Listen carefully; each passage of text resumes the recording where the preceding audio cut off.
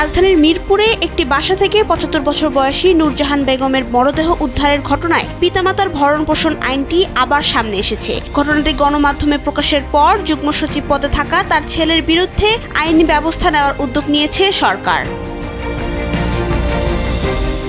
জনপ্রশাসন প্রতিমন্ত্রী মোহাম্মদ আব্দুল বারী বুধবার গণমাধ্যমকে জানান, পিতামাতার ভরণ-পোষণ নিশ্চিত করতে দেশে আইন রয়েছে এবং আইন অনুযায়ী প্রয়োজনীয় ব্যবস্থা নেওয়া হবে। তিনি জানান, সংশ্লিষ্ট কর্মকর্তার বক্তব্য গ্রহণ সহ প্রয়োজনীয় প্রশাসনিক প্রক্রিয়া ইতিমধ্যে শুরু হয়েছে এবং বিষয়টি খতিয়ে দেখা হচ্ছে।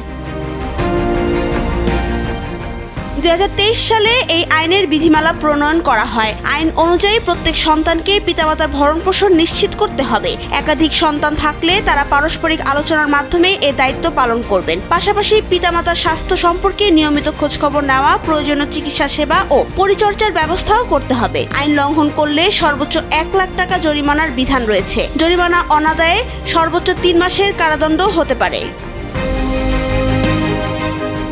নাবিলা রহিম, সময়ের আলো।